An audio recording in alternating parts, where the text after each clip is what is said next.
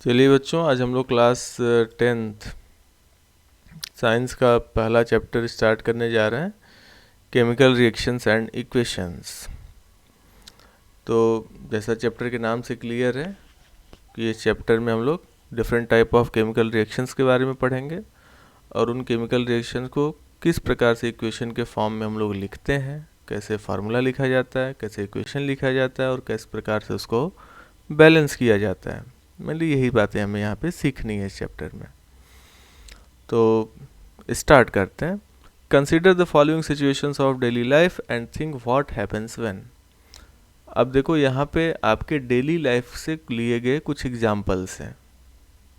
जैसे लिखा हुआ है, milk is left at room temperature during summers. यानी गर्मी के दिनों में अगर आप दूध को रूम टेम्परेचर पे खुला छोड़ देते हैं तो क्या होता है? क्या होता है आपको भी पता है, दूध फट जाता है, दूध खराब हो जाता है। गाय भैंस से दूध दूह के लाओ और उसको उबालो मत, ऐसे चुपचाप रख दो।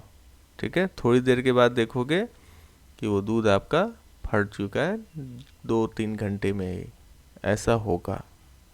ठीक है, लेकिन वहीं अगर आप उस दूध को उबाल दो, गाय भैंस का दूध दूह के लाने के कुछ समय के बाद उसको उबाल दो, तो फिर वो शाम तक खराब नहीं होगा। लेकिन अगर सुबह दूध दूह के लाए, अब उबाले नहीं, तो दोपहर आते आते दूध तुम्हारा फट चुका रहेगा। ठीक है, तो यहाँ पे लिखा हुआ milk is left at room temperature during summers. तो यहाँ पे मिल्क का एग्जाम्पल लिया गया है। तो देखो मिल्क क्या होता है पहले तो मिल्क एक प्रकार का कोलोइडल सोल्यूशन है। ठीक है, ये बात आपको भी पता है, मिल्क इज़ ए कोलोइड। और कोलोइड में भी कौन से प्रकार का कोलोइड है? It is emulsion. मिल्क एक इमल्शन है। इमल्शन क्या होता है? Emulsion is a colloid solution of water and fat. Fat या ऑयल, फैट या ऑयल का वाटर के साथ जो कोलोइड सोल्यूशन बनता है उसको हम लोग बोलते हैं इमल्शन। ठीक है, देखो फैट या ऑयल, अब ये दोनों तो अलग अलग चीज़ें हैं।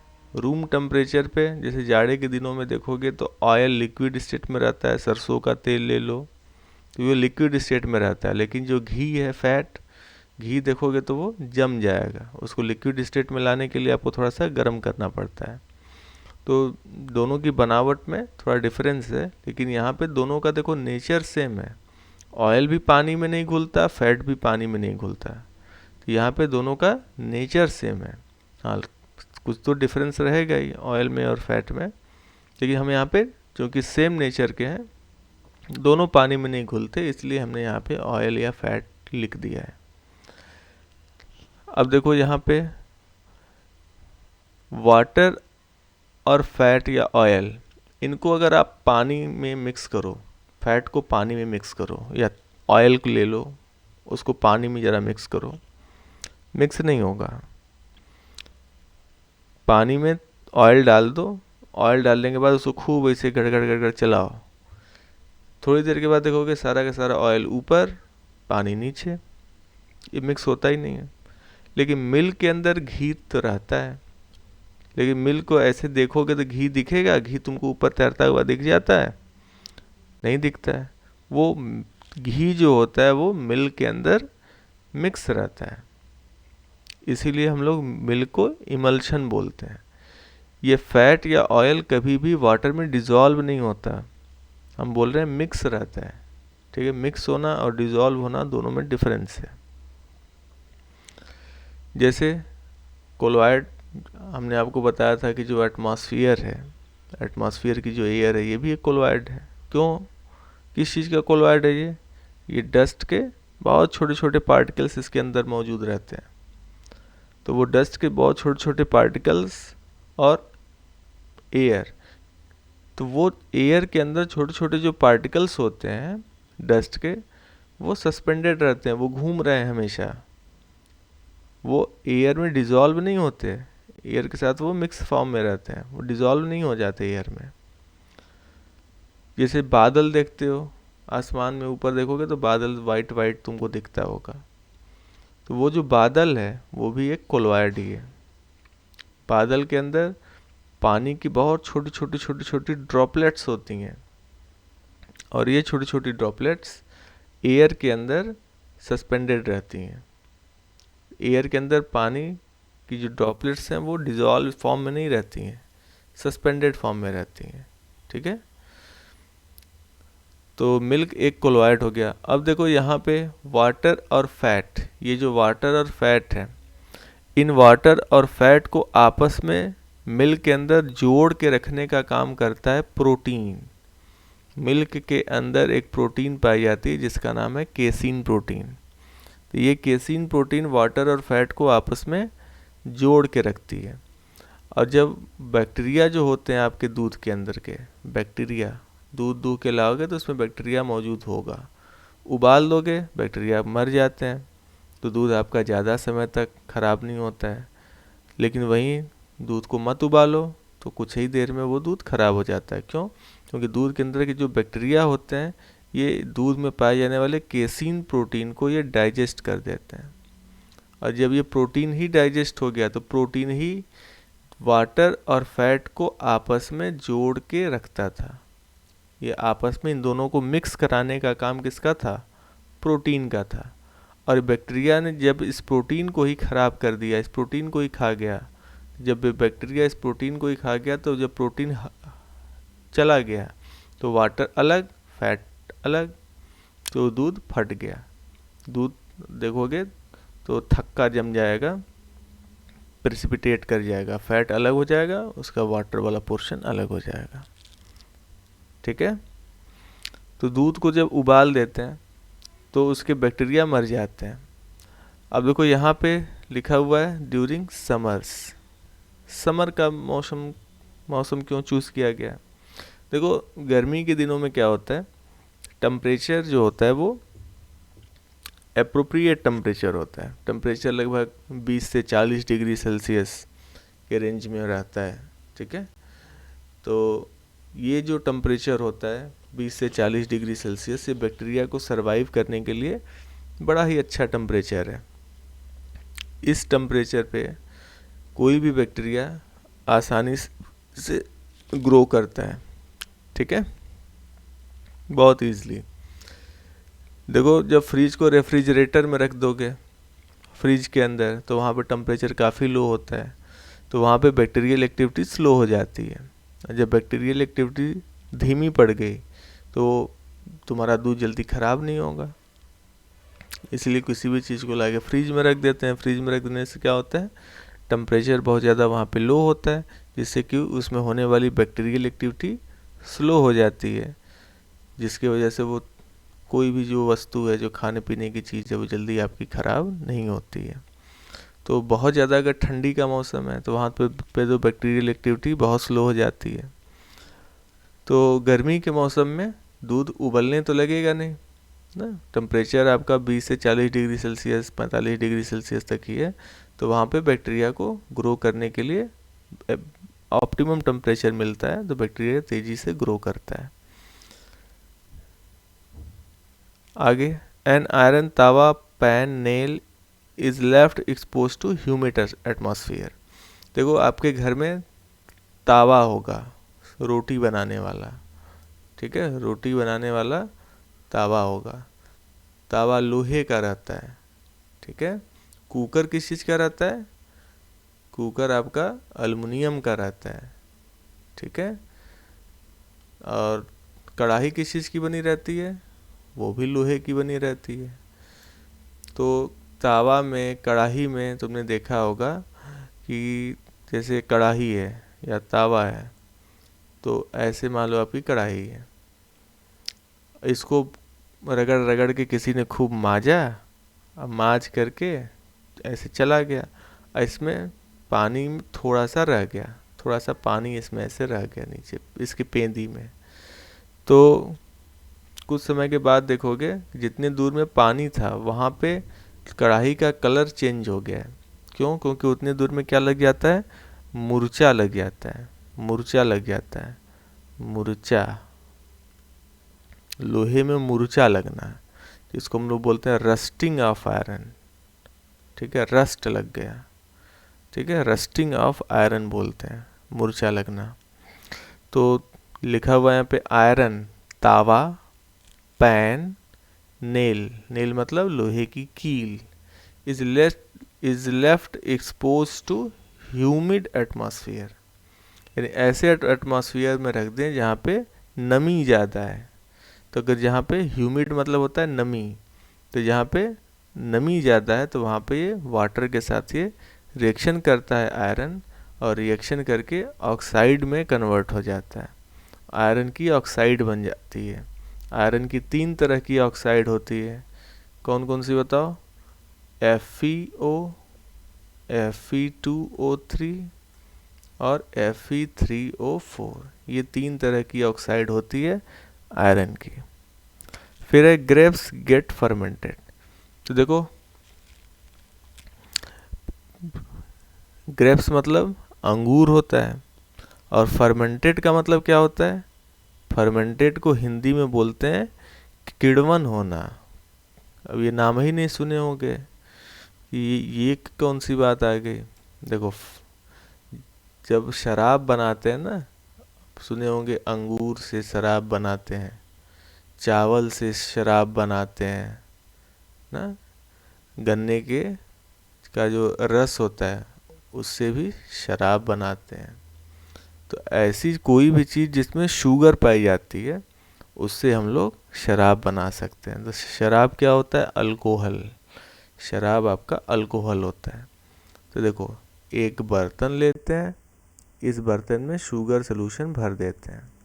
ठीक है, इसमें आप चावल डाल दीजिए, थोड़ा पानी डाल दीजिए, चावल अपने आप, उसमें शुगर मौजूद है ही है, कहीं शुगर खोजने की ज़रूरत नहीं है। या अंगूर डाल दीजिए इसके अंदर, थोड़ा सा पानी डाल दीजिए और इसको पैक बंद कर दीजिए।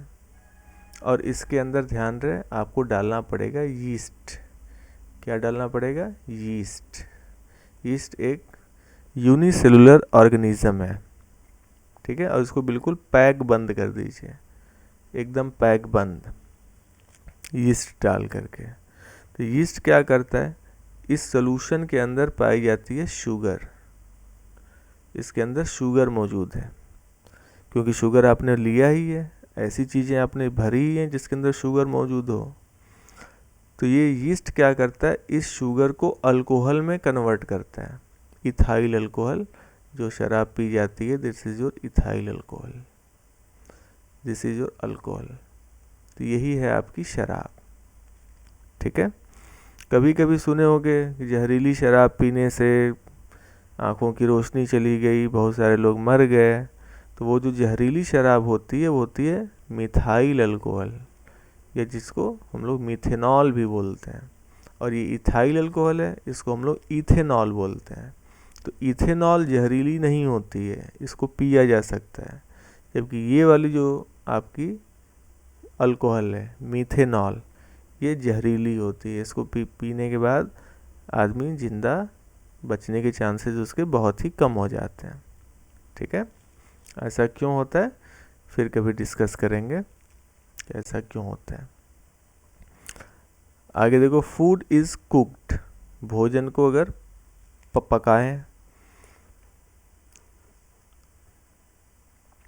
Food gets digested in our body, हमारी बॉडी के अंदर फूड का डाइजेशन होना। वी रेस्पायर, यानी कि हमारा अंदर जो हमेशा रिस्पिरेशन चलता रहता है 24 आवर। ठीक है, सभी लिविंग में चलता रहता है रिस्पिरेशन। देखो, ये जो सारे एग्जाम्पल्स यहाँ पे दिए गए हैं, इन सारे एग्जाम्पल्स में क्या हो रहा है? केमिकल चेंज हो रहा है, केमिकल चेंज। ये सभी के सभी एग्जाम्पल्स में केमिकल चेंज आप ऑब्जर्व कर रहे हैं। अब आपने पिछले क्लासेस में आपने पढ़ा हुआ है कि ये चेंजेस कितने प्रकार के होते हैं। ठीक है, ये चेंजेस आपके कितने प्रकार के होते हैं, कितने टाइप के चेंजेस होते हैं। तो ये बेसिकली चेंजेस आपके 2 प्रकार के होते हैं। कौन कौन से बताओ? Physical change and chemical change. Physical और केमिकल चेंज में अंतर क्या है? कि जो आपका फिजिकल चेंज है ये जो चेंज, ये दो प्रकार का है, फिजिकल और केमिकल। ठीक है, दो प्रकार के चेंजेस हैं। फिजिकल चेंज में क्या होता है, किसी भी सब्सटेंस की फिजिकल स्टेट चेंज हो जाती है। सॉलिड से लिक्विड में कन्वर्ट हो गया, लिक्विड से गैस में कन्वर्ट हो गया, ये सब फिजिकल चेंज में आता है।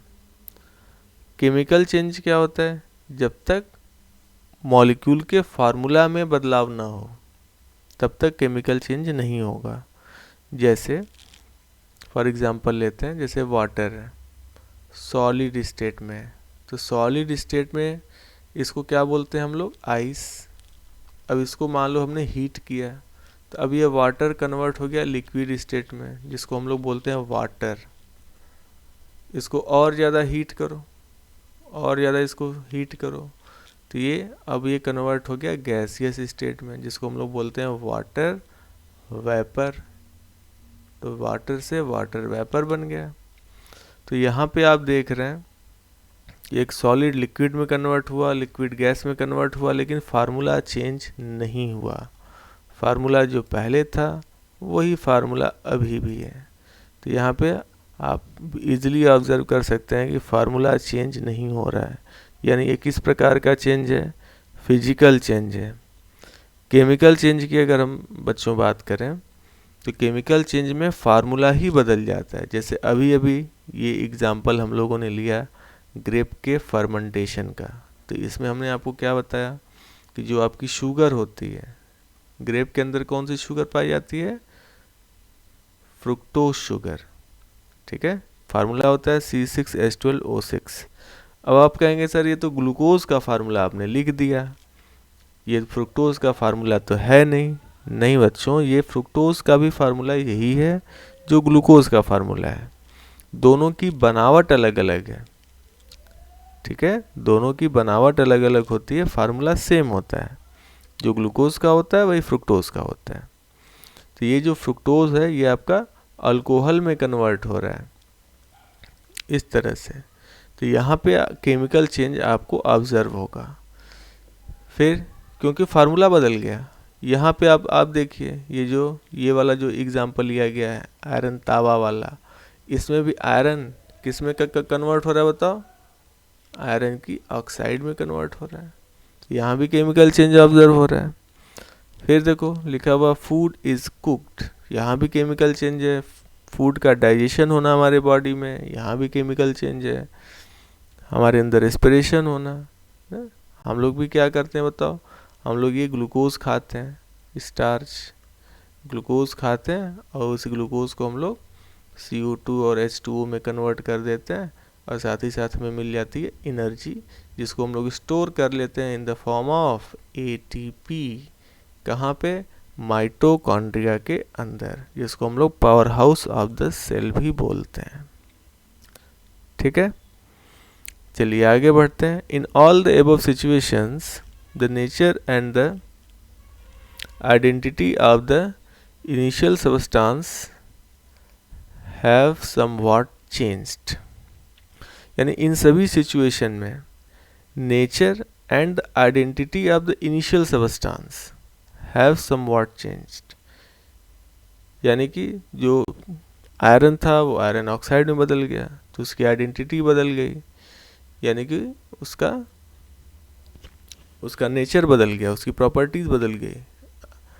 जो आयरन की प्रॉपर्टी है, क्या मूर्छा की भी वही प्रॉपर्टी है? नहीं। जो शुगर की प्रॉपर्टी है, क्या अल्कोहल की भी वही प्रॉपर्टी है? नहीं, प्रॉपर्टी में चेंजेस हैं। अगर अल्कोहल और शुगर दोनों की प्रॉपर्टी सेम रहती है, तो अल्कोहल की दुकान पे इतनी भीड़ क्यों लगती, शुगर की दुकान पे भीड़ लगती?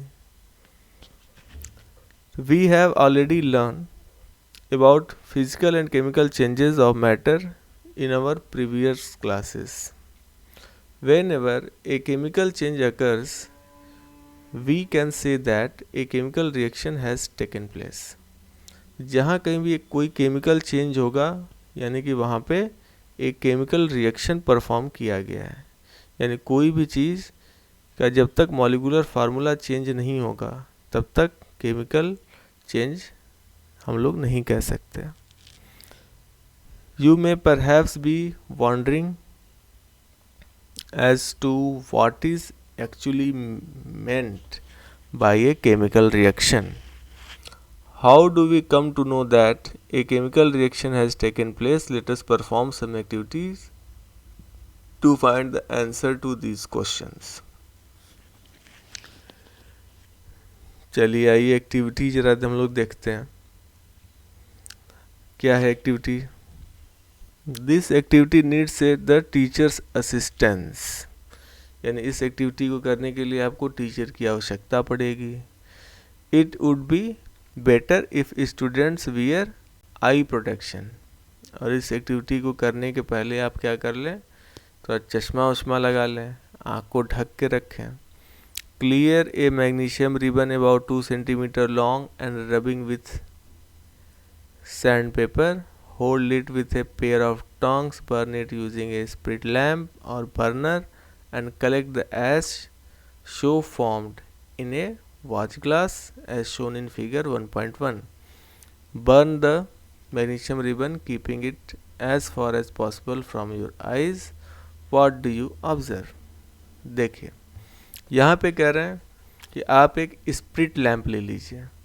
यहाँ पे आप जो ये लैंप देख रहे हो, ये जो आग जल रही है यहाँ पे, ये वाला, this is your spirit lamp. क्यों भाई स्प्रिट लैंप ही क्यों लिया जाता है?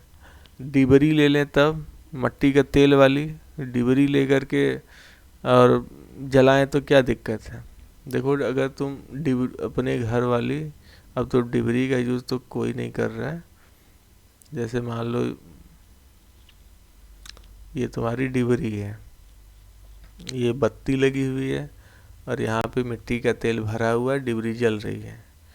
तो इसके ऊपर कोई चीज़ लाओगे तो पहले उस चीज़ पर, जैसे मान लो कोई चीज़ जलाने के लिए तुम लाए, यहाँ पे एक सेकेंड, यहाँ पे कोई चीज़ जलाने के लिए तुम लेके आ रहे हो, तो क्या होगा कि वो चीज़ एकदम काली पड़ जाएगी। जितना दूर इस फ्लेम के संपर्क में आएगा वहाँ पे काला काला धुआं पले जाके उसको एकदम काला बना देगा, ब्लैक कर देगा इसको।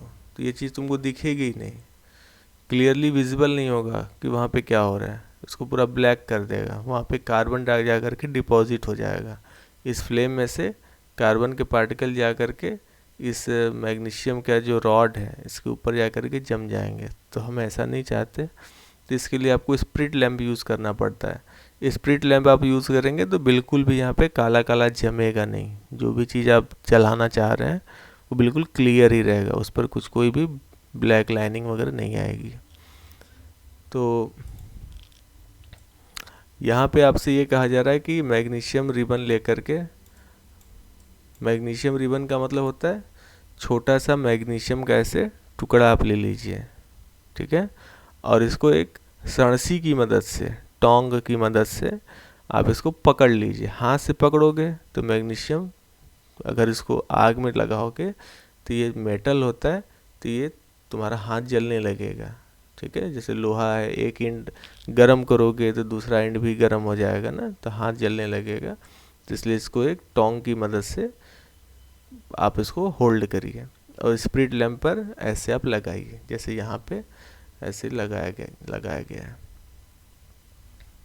ठीक है। तो यहाँ पे जैसे आपकी आग जल रही है, तो यहाँ पे मैग्नीशियम रिबन को हीट किया जा रहा है। तो जब इसको गर्म करोगे तो देखना ये जो मैग्नीशियम होता है, ये मैग्नीशियम हवा में मौजूद ऑक्सीजन के साथ रिएक्ट कर लेगा। देखो हवा में दो गैसें हैं, एक तो है ऑक्सीजन, दूसरा है नाइट्रोजन। ज़्यादा रिएक्टिव है ऑक्सीजन गैस। नाइट्रोजन गैस जो होती है इसका नेचर लगभग इनर्ट गैस के जैसा है, ये जल्दी किसी से रिएक्ट करती नहीं है, तो लगभग इनर्ट बिहेवियर होता है इसका। और ये जो ऑक्सीजन गैस है ये आपकी रिएक्टिव गैस होती है। क्यों ऐसा होता है? देखो पिछली क्लास में हम लोग सीखे हैं कि ऑक्सीजन में देखो डबल बॉन्ड होता है और नाइट्रोजन में ट्रिपल बॉन्ड होता है। तो अगर आपको बताया था ना कि मॉलिक्यूल तो स्टेबल होता है, रिएक्टिव कौन होता है? एटम। एटम रिएक्टिव होते हैं। तो जब तक O2 से O नहीं बनेगा, O2 से 2O जब तक नहीं बनेगा तब तक रिएक्शन नहीं होगा। ये O जा करके किसी भी चीज़ से रिएक्ट करेगा। N2 रिएक्ट नहीं करेगा, पहले ये N2 कन्वर्ट होगा 2 नाइट्रोजन के एटम्स में, फिर ये नाइट्रोजन का एटम जाके रिएक्ट करेगा।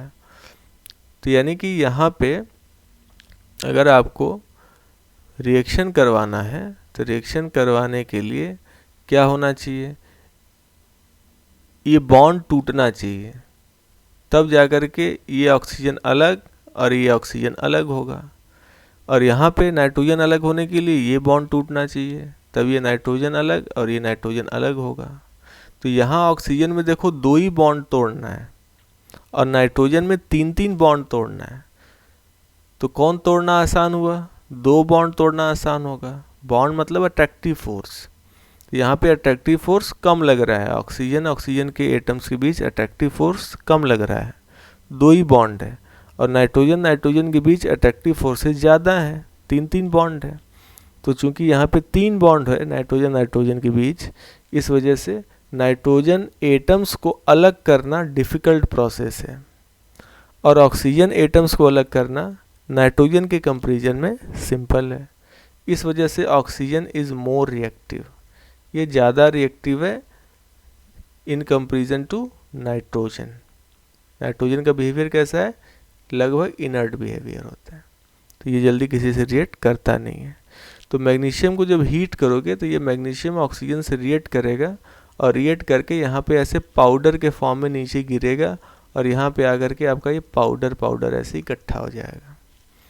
ये आपका मैग्नीशियम ऑक्साइड है। फार्मूला आप सब लोग पता ही है आप लोगों को कि मैग्नीशियम के ऊपर क्या होता है बताओ? मैग्नीशियम के ऊपर होता है Mg2+, ऑक्सीजन के ऊपर होता है 2-। फार्मूला क्या बनेगा? MgO। This is your magnesium oxide. तो ये मैग्नीशियम ऑक्साइड का फॉर्मेशन होता है। अब देखो ये जो मैग्नीशियम होता है इसको दीपावली वगैरह पर फुलझड़ी जलाते होगे, तो वो फुलझड़ी के अंदर मैग्नीशियम के पाउडर को मिला दिया जाता है। तो जब फुलझड़ी को जलाओगे तो उसमें से काफ़ी रोशनी पैदा होती है, होता है कि नहीं? काफ़ी धुआं जैसा निकलता है, रोशनी खूब ज़्यादा पैदा होती है। तो इस तरह से मैग्नीशियम जलता है। अगर फुलझड़ी में मैग्नीशियम ना डालें तो जो देखते हो खूब रोशनी पैदा करती है और इससे जलता है फुलझड़ी, वैसा फिर जलेगा ही नहीं। तो मैग्नीशियम इसलिए उसमें यूज़ करते हैं। तो यहाँ पे आपसे कहा गया है कि आँख पे आप कुछ प्रोटेक्टिव ग्लास वगैरह पहन लीजिए, चश्मा वगैरह, ताकि आपकी आँख पे प्रभाव न पड़े, क्योंकि जब मैग्नीशियम को जलाओगे तो काफ़ी ज़्यादा वहाँ पे रोशनी पैदा होती है। ठीक है, तो उस रोशनी से अपनी आँख को बचाने के लिए हम लोग एक प्रोटेक्टिव ग्लास का यूज़ कर सकते हैं। ठीक है, और चलिए तो यहाँ पे आपका ये पहला पेज कंप्लीट हुआ। ठीक है,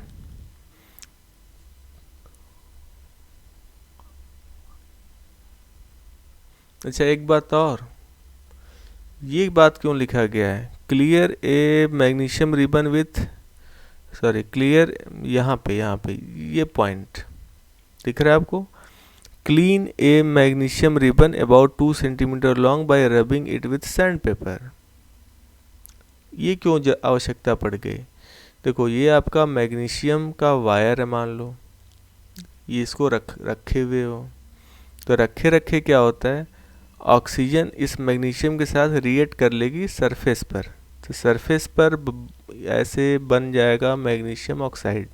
मैग्नीशियम ऑक्साइड की लेयर इसके सरफेस पर अपने आप पैदा हो जाएगी, क्योंकि जो बाहरी वाला मैग्नीशियम है, बाहर इसके सरफेस पर जो मैग्नीशियम है वो ऑक्सीजन के साथ रिएक्ट कर लेगा, तो रिएक्ट करके ये कन्वर्ट हो जाएगा मैग्नीशियम ऑक्साइड में।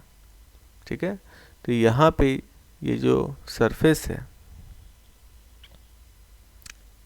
कहाँ गया मेरा पॉइंटर, अच्छा यहाँ, हाँ, तो ये जो सरफेस है, सरफेस पे बच्चों मैग्नीशियम ऑक्साइड ऑलरेडी बन जाता है। अब जब इसको, इस मैग्नीशियम ऑक्साइड को हटाओगे, बालू कागज लेके जब रगड़ोगे सैंड पेपर, देखो इसके अंदर तो अभी भी मैग्नीशियम है, लेकिन सरफेस पर क्या है, मैग्नीशियम ऑक्साइड। रखे रखे जैसे लोहे में जंग लग जाता है ना, तो वैसे वैसे वैसे ही मैग्नीशियम रखे रखे मैग्नीशियम के सरफेस पर मैग्नीशियम ऑक्साइड की ये लेयर जम जाती है। तो इसी को बालू कागज से हटाना पड़ता है। नहीं हटाएंगे तो क्या होगा, इसको गर्म अगर करोगे तो ये जो मैग्नीशियम ऑक्साइड है, ये मैग्नीशियम ऑक्साइड अब रिएक्ट नहीं करेगा ऑक्सीजन से, मैग्नीशियम रिएक्ट करेगा ऑक्सीजन से, मैग्नीशियम ऑक्साइड रिएक्ट करेगा ही नहीं। तो मैग्नीशियम ऑक्साइड रिएक्ट ही नहीं करेगा तो गर्म करोगे तो आग ही नहीं लगेगी। इसलिए इसको ऊपर की लेयर को साफ कर लेते हैं ताकि मैग्नीशियम आपका एक्सपोज हो जाए, और जब मैग्नीशियम एक्सपोज हो जाएगा तभी एटमॉस्फेयर में मौजूद ऑक्सीजन से रिएक्ट करना स्टार्ट कर देगा। ठीक है, तो ये थी आपकी एक्टिविटी। तो पहला पेज हमको लग रहा है ख़त्म हो गया है, और कोई डाउट होगा तो आप पूछिएगा। ठीक है, तो चलिए मिलते हैं बच्चों अपने सेकेंड पेज में।